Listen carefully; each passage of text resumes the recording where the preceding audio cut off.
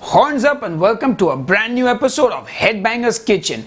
We are your one-stop shop for everything with the keto diet. We've got recipes, we've got vlogs and all that jazz. Well, actually all that heavy metal. Anyway, if you're new, consider subscribing to the YouTube channel and you can click the bell icon and get notifications every time we upload a brand new video. Now, about today's recipe. I wanted to do a classic dish and I wanted to make it keto and I wanted to take it to the next level. And you know what came to my mind? Chicken parm. Oh yeah. Now you must be thinking, I've already shown you guys how to make a marinara sauce and I've also shown you guys how to make keto breadcrumbs and do a keto fried chicken, which I could just combine those two recipes and give you keto parm. But no, I want to do more than that. I want to take this recipe to the next level. So today we're not going to use any keto breadcrumbs. We're going to use Parmesan cheese and parsley. Oh yeah, and we're going to make the tomato sauce from scratch as well. Anyway, enough jibber jabber. You can click here and watch the keto marinara sauce recipe and the fried chicken recipe as well and put it together if you like. But for now, enough jibber jabber. Let's go and make my new version of keto chicken parm. So the first thing we're going to do for our keto chicken parmesan is butterfly our chicken breast. Put a little bit of cling film over that and then you want to, well, beat that breast. You want to beat it nice and flat.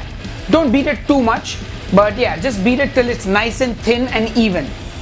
Now I didn't do such a great job with the first one, so well, I did a second one and I figured I might as well cook it as well. Slightly better job, but I did an even better job off camera on the third chicken breast. Anyway, the next thing we're going to do is season our chicken with salt and pepper on both sides. Now you do not want to be too generous with the salt because it is a rather thin chicken breast, but you want to season it on both sides. Now it's time to make the keto breading for our chicken parm, and I'm going to take one egg for the egg wash and I'm going to add some Italian seasoning to that. This is just a very generic Italian herb mix, dried herbs, and I give that all a good mix. Well, beat the eggs actually. And our egg wash is ready. Now for the actual breadcrumbs, I'm going to grate about 2 tablespoons of Parmesan cheese and use the good stuff, guys. It makes a whole lot of difference to the taste. And then I'm going to chop up some parsley, and you want to chop this up really fine, like it needs to be like parsley dust almost. Then in a plate, I'm going to take that grated Parmesan and I'm going to add in the parsley to it. And then I'm going to mix it all together and create our parsley and Parmesan breadcrumb, which is not really breadcrumbs, but it's, well, awesome. Now once that's done, it's time to bread our chicken, and we're going to dip that chicken very thoroughly in the egg mixture and then in the Parmesan and parsley breadcrumb, and then that's it, time to fry the chicken. Now to fry the chicken, I'm going to heat up some olive oil in a non-stick pan. And I'm also going to add some butter to that for a little additional flavor. Then once the pan is nice and hot, I am going to fry that chicken in it. Now remember, the chicken is beaten quite thin, so it's going to take hardly any time to cook, maybe about a minute or a minute and a half on each side. And once that's done on one side, flip it over. Now you also need to be a little careful because the Parmesan might stick to the bottom of the pan. In case it does, don't panic. That's going to be used to make our tomato sauce, so chill out. Anyway, once the first chicken breast is fried, I'm going to fry the next one. And well, let it cook for a minute on one side, flip it over, and oh yeah, it looks good. And don't forget, this will cook in a matter of minutes because it is really thinly beaten out, and also chicken breast cooks really fast. Anyway, once that's done, it's time to make the sauce in the same pan with all the same oil that is in.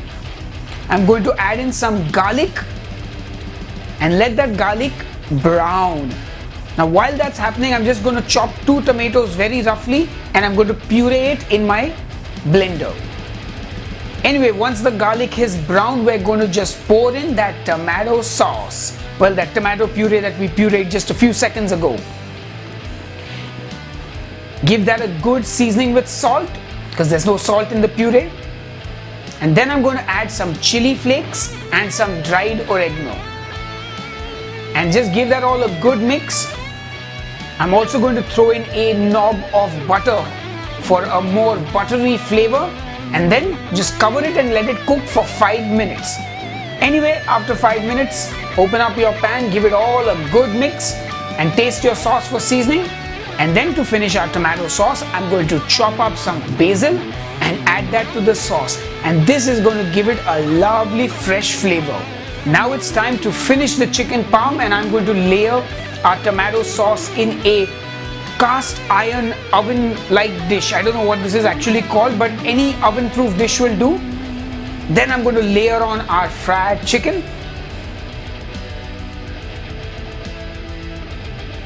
And then I'm going to slice up some fresh buffalo mozzarella cheese and put that on top of our chicken. And then this goes in your oven with the broiler setting on at the highest temperature to brown and melt the cheese on top. Now this shouldn't take more than 7 to 8 minutes, at the most 10 minutes, because remember your chicken is still going to continue to cook, so you do not want to overcook it. And that's it. Oh yeah, that's out of the oven, and I'm going to finish it off with some more freshly chopped basil. And oh yeah, look at that chicken parm. It looks delicious. I'm just salivating watching it. Yum, yum, yum.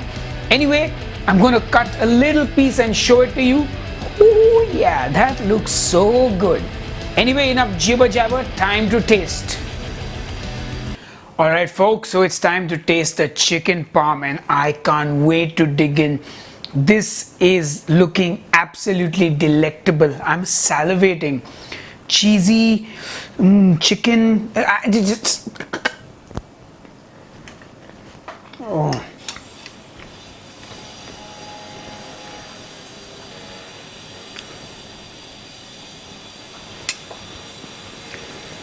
Give me a minute. Wow.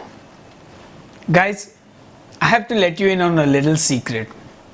This is the first time in my life that I'm actually eating chicken parm. I have watched videos, I have eaten things that are probably similar, but I have never actually made a chicken parm and eaten it. And I have to say that this is spot on. I mean, there are a couple of pressure points while doing this recipe. One of them, as you may have noticed, is that you could have some of the coating, the parm, actually stick to the pan. So you want to just let it sort of crisp up, and then it will sort of release itself from the pan. It's ideal to do this on a non-stick pan. And what else did I want to tell you? Definitely do not overcook the chicken, because my chicken is cooked perfectly. Literally a minute and a half on each side, and then in the oven it will cook the chicken all the way through, because chicken breast tends to dry out really quickly, and you gotta make sure you don't overcook it. So yeah, that's my two little tips and tricks to keep in mind. Also, oh my god, this tomato sauce, you know, when I made the keto marinara sauce, I think I had used canned tomatoes, and for this sauce I used fresh tomatoes, as you saw. Wow, I mean, it's so vibrant and delicious. I'm out of words. I'm really happy with this. I hope all of you are going to make this recipe at home. Take pictures, tag Headbanger's Kitchen on Instagram. I really want to see what you guys are going to do with this dish. And you know what? Enough jibber jabber. I'm going to see you on the next episode of Headbanger's Kitchen. Cheers and keep cooking, whilst I go back to eating this delicious chicken parm. Hey folks, I hope you enjoyed that recipe. If you're a vegetarian and don't eat chicken, click here and watch my eggplant parmesan recipe. Or if you want to listen to some of my music, here's a song that you can enjoy. Otherwise, I hope you enjoyed the videos. Do follow me on Instagram, Twitter and Facebook, and I will see you on the next episode of Headbanger's Kitchen. Cheers and keep cooking.